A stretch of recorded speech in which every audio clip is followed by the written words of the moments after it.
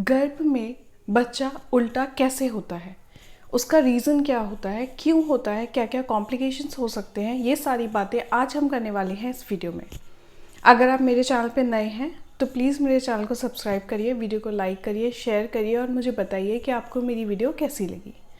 आज की जो वीडियो है बहुत ही ज़्यादा यूज़फुल होने वाली है। एक्चुअली ये उन माँओं के लिए हैं जो गर्भवती हैं या फिर जो जानना चाहती हैं कि उनके बच्चे की पोजीशंस क्या क्या रहती हैं।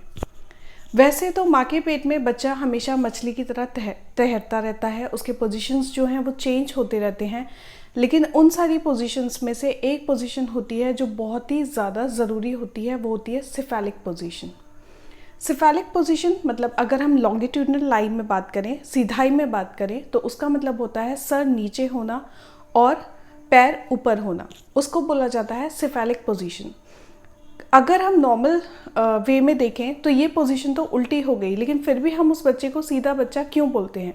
क्योंकि नॉर्मल डिलीवरी के वक्त सर की तरफ से कोई बच्चा आ रहा है तो उसकी डिलीवरी करना कंपैरेटिवली आसान होता है जब वो कूल्हे से आता है उसके कंपैरिजन में।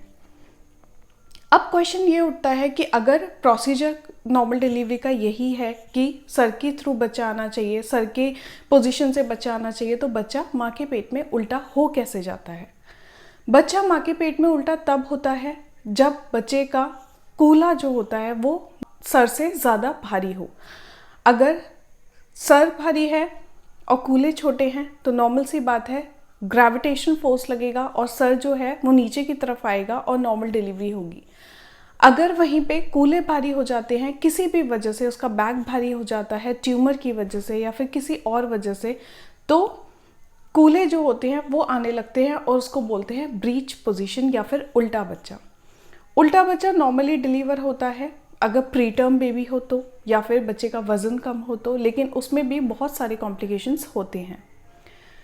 उल्टा बच्चा होने के भी बहुत सारे रीज़न होते हैं, जैसे कि मैंने बताया, पहला रीज़न ट्यूमर। अगर ट्यूमर है तो वो कूल्हे के एरिया को ज़्यादा भारी बना देगा, जिसकी वजह से ग्रेविटेशनल फोर्स जो है वो उसके कूल्हे की तरफ ज़्यादा लगेगा और भारी चीज़ को, जैसे कि हम जानते ही हैं ग्रेविटेशनल फोर्स जो होता है वो अपनी तरफ भारी चीज़ को अट्रैक्ट कर लेता है। जो चीज़ ज़्यादा भारी होती है कंपैरेटिवली उस पर ज़्यादा ग्रेविटेशनल फोर्स लगता है और इसी वजह से बच्चा उल्टा हो जाता है माँ के पेट में। दूसरा कॉम्प्लिकेशन आता है पॉलीहाइड्रोमेनोस। पॉलीहाइड्रोमेनोस पे मैं ऑलरेडी एक वीडियो बना चुकी हूँ, मेरे चैनल पे अवेलेबल है।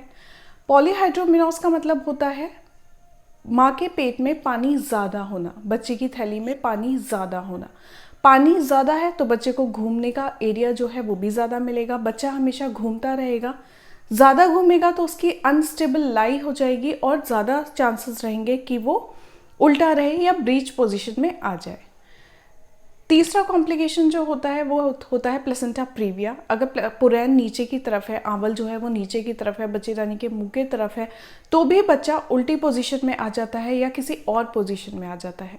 चौथी वजह होती है यूट्रस। यूट्रस की पोजीशन या यूट्रस किस तरीके से सिचुएटेड है वो भी बहुत मैटर करता है एक बच्चे के पोजीशन में। काफ़ी बार ऐसा देखा गया है कि एक लेडी की सारी प्रेगनेंसी में उसको ब्रीच बेबी हो, तो ऐसे केसेस में हम लोग कंसिडर करते हैं कि बच्चा उल्टा हो रहा है क्योंकि यूट्रस उसको उल्टा कर रही है। उसके अदर बहुत सारे रीजंस होते हैं।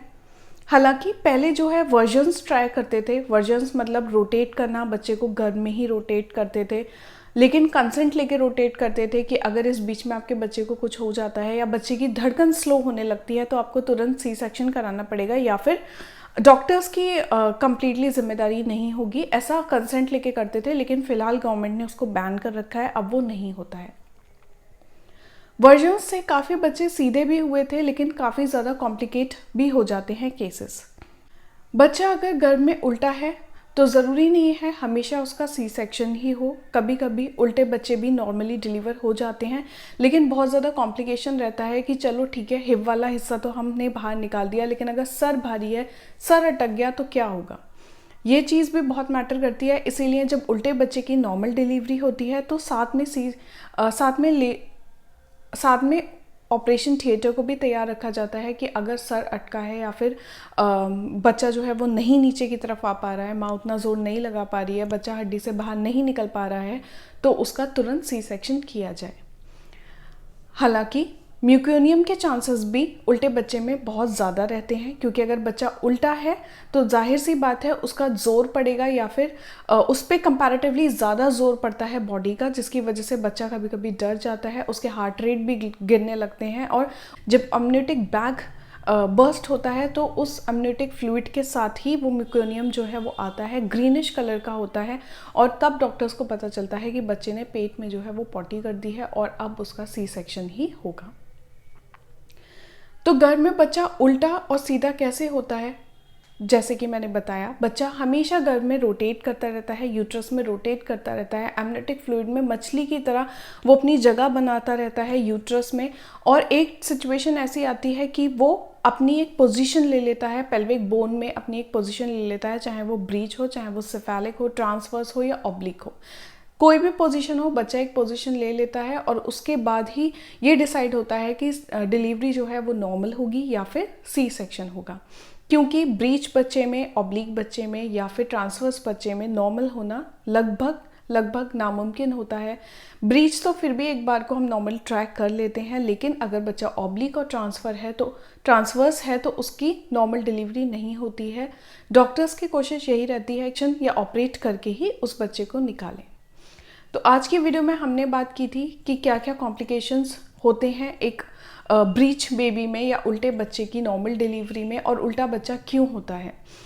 उल्टा बच्चा होने की बहुत ज़्यादा रीजंस मैंने इस वीडियो में बताए, लगभग सारे ही कवर किए हैं, लेकिन बहुत ही ब्रीफ में बताए हैं। अगर आप मेरे से एक डिटेल्ड वीडियो देखना चाहते हैं तो प्लीज़ मेरे चैनल को सब्सक्राइब करके कमेंट सेक्शन में मुझे बताइए कि आप इस वीडियो को और ज़्यादा एग्जैगरेट करके या और ज़्यादा डिटेल में ये वीडियो देखना चाहते हैं। मैं फिर से एक वीडियो लेके आप सबके सामने आऊँगी। Till then bye and thank you.